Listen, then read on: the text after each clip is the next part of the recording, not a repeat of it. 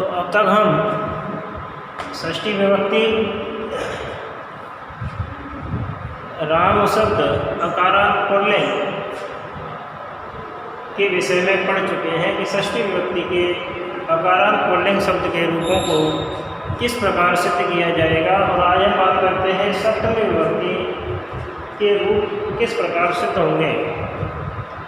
तो सप्तमी विभक्ति एकवचन रामे और सप्तमी विभक्ति द्विवचन रामे उन्हीं सूत्रों से सिद्ध किए जाएंगे जिनसे षष्ठी विभक्ति बहुवचन तक की सिद्धियाँ होंगी। सप्तमी विभक्ति बहुवचन में सूत्र प्रयोग में आएगा आदेश प्रत्ययो। आदेश प्रत्ययो सूत्र क्या करता है कि दंत्य सकार के स्थान पर मूर्धन्य सकार आदेश करता है।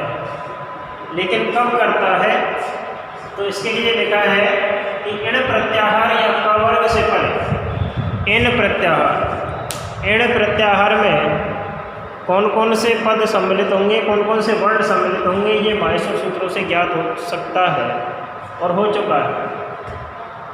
तो इण प्रत्याहार या क वर्ग में क, ख, ग, घ, अंगा ये 5 वर्ण आते हैं। क, ख, ग, घ और अंग ये 5 वर्ण आते हैं किसमें, क वर्ग में। और इण प्रत्याहार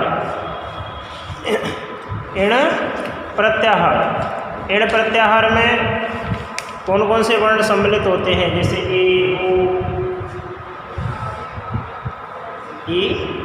ओ, रे, नृ, ए, ओ, ऐ, औ, ह, य, व, र, ल, ये सब वर्ण, ये समस्त वर्ण किसमें आते हैं, इण प्रत्याहार में आते हैं। तो इण प्रत्याहार या क वर्ग से परे अपदांत आदेश रूप सकार अथवा प्रत्यय के अवयव रूप सकार हो तो उसके स्थान पर मूर्धन्य सकार हो जाता है। तो हमें ध्यान रखना है कि यह सूत्र दंत सकार के स्थान पर मूर्धन्य सकार आदेश करता है। जैसे रामे प्लस सु, इस स्थिति में रामे प्लस इस सकार को इस सकार में परिवर्तित करने के लिए सूत्र काम में लिया जाएगा आदेश प्रत्ययो सूत्र। ठीक है, तो इस प्रकार से सप्तमी विभक्ति बहुवचन की सिद्धि हो जाएगी। अब पढ़ते हैं हम संबोधन। तो जैसा हम पढ़ चुके हैं कारकों में, तो संबोधन प्रथमा, संबोधन में प्रथमा विभक्ति का प्रयोग होता है। तो जब संबोधन में प्रथमा विभक्ति का प्रयोग होता है तो संबोधन के रूपों को सिद्ध करने के लिए प्रथमा विभक्ति के ही प्रत्यय प्रयोग में लाए जाएंगे। जैसे प्रथमा विभक्ति के सुप प्रत्याहार के अंतर्गत आने वाले प्रत्यय हैं सु, औ, जस, सु, औ और जस। तो ये तीनों प्रत्यय ही संबोधन में एकवचन, द्विवचन और बहुवचन में प्रयुक्त होंगे, क्योंकि संबोधन में प्रथमा विभक्ति का प्रयोग होता है। तो सबसे पहला सूत्र है इसका एकवचनम संबुद्धि। एकवचनम संबुद्धि, जैसा सूत्र को नाम से पता चल रहा है कि एक वचन में संबुद्धि हो जाती है। संबुद्धि से मतलब है संबुद्धि उसका नाम रख देना, संज्ञा होना। ठीक है, तो संबोधन में प्रथमा विभक्ति का एकवचन संबुद्धि संज्ञक होता है। संबोधन में प्रथमा विभक्ति का एकवचन संबुद्धि संज्ञक होता है। अर्थात सुऔ, जस आदि जो 21 प्रत्यय हैं, सुऔ, जस आदि जो 21 प्रत्यय हैं उनमें सु प्रत्यय 2 बार प्रयुक्त होता है। सु, औ और जस कितने बार प्रयुक्त होता है, 2 बार प्रयुक्त होता है। एक तो प्रथमा विभक्ति के एकवचन में और दूसरा संबोधन के एकवचन की विवक्षा में। तो ये सूत्र क्या कहता है कि जब संबोधन एकवचन की विवक्षा में सुप्रत्यय का प्रयोग होता है तब सुप्रत्यय की संबुद्धि संज्ञा हो जाती है। अर्थात जब संबोधन एकवचन में हम क्या लिखेंगे? सुप प्रत्याहार का सुप प्रत्यय लिखेंगे तो एक वचनम संबुद्धि सूत्र से उसकी संबुद्धि संज्ञा हो जाएगी। संबुद्धि संज्ञा होने के बाद क्या होगा? अगला सूत्र प्रयोग में लाया जाएगा यस्मात् प्रत्यय विधि तदादि प्रत्यय अंगम। यस्मात् प्रत्यय विधि तदादि प्रत्यय अंगम, कहने का मतलब है यस्मात् माने जिससे, जिस शब्द से, प्रत्यय प्रत्यय का, विधि माने विधान होता है, तत् माने उस, आदि माने आदि को होने पर, प्रत्यय माने प्रत्यय की, अंग माने अंग संज्ञा होती है।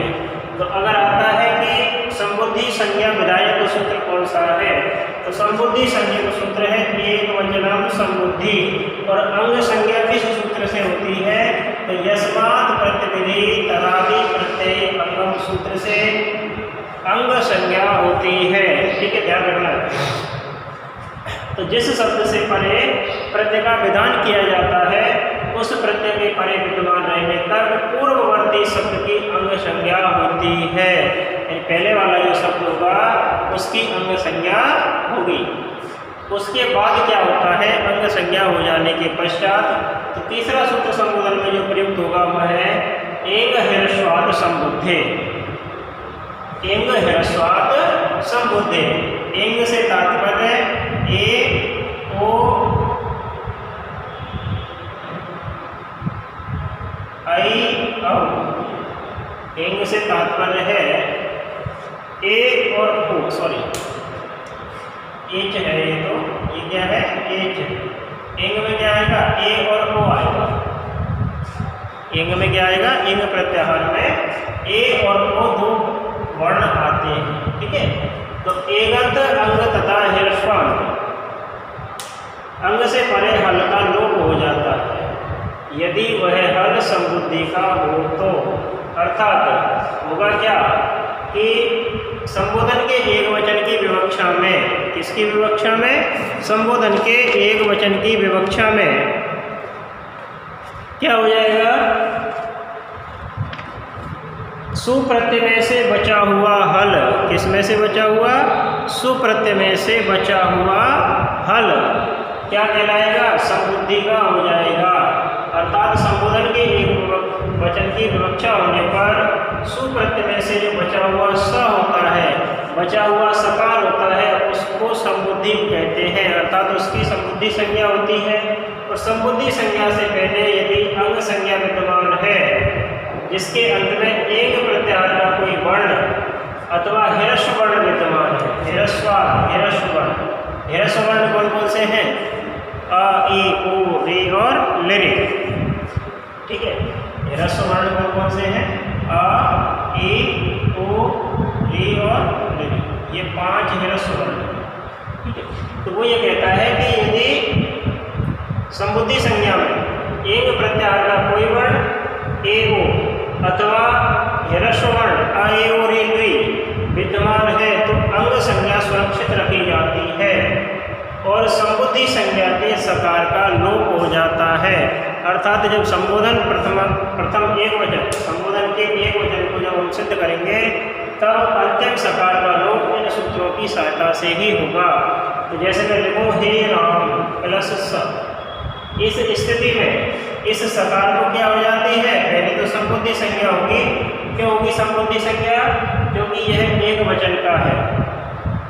उसके पश्चात अंग संज्ञा हो जाएगी और अंग संज्ञा हो जाने के पश्चात फिर एक ह्रस्वात् संबुद्धि सूत्र से इस सकार का लोप हो जाएगा। तो हम लिखेंगे यस्मात् प्रत्यय विधि तदादि प्रत्यय अंगम सूत्र से और एक वचनम संबुद्धि सूत्रों की सहायता से अंग संज्ञा करने के पश्चात, अंग संज्ञा संबुद्धि संज्ञा करने के पश्चात एक ह्रस्वात् संबुद्धि सूत्र से बचे हुए सकार का लोप हो जाता है। और इस प्रकार से संबोधन के जो रूप हैं हे राम, हे रामो, हे रामा, इन पदों की सिद्धि हमें प्राप्त हो जाएगी। तो एक सिद्धि हम अभी कर लेते हैं, जैसे हे राम। तो हे राम, राम पुल्लिंग शब्द है, संबोधन एक वचन हे राम, इसको कि हे राम। सबसे पहले हम प्रातिपदिक संज्ञा करेंगे। प्रातिपदिक संज्ञा के लिए सूत्र लिखा जाएगा अर्थवत धातु प्रत्य प्रातिपदिकम तथा कर्तव्य समासा सूत्रों से प्रातिपदिक संज्ञा। प्रातिपदिक संज्ञा हो जाने के पश्चात सुख प्रत्याहार करने के लिए सूत्र का प्रयोग करेंगे दया प्रातिपदिका प्रत्यय पश्चात। तीनों सूत्रों की सहायता से सुख प्रत्याहार हो जाता है, क्योंकि समस्त 21 प्रत्यय जो प्रथमा व्यक्ति से सप्तम व्यक्ति बहुवचन तक होते हैं सुख प्रत्याहार के अंतर्गत ही आते हैं, इसलिए हमें सुख प्रत्याहार की आवश्यकता होती है। सुख प्रत्याहार आने के पश्चात सुख प्रत्याहार में से हमें कौन सा प्रत्यय लाना है? सुप्रत्यय लाना है, क्योंकि संबोधन के एक वचन में प्रथमा एक विभक्ति का यानी प्रथमा विभक्ति एक वचन का ही सुप्रत्यय काम में लिया जाएगा।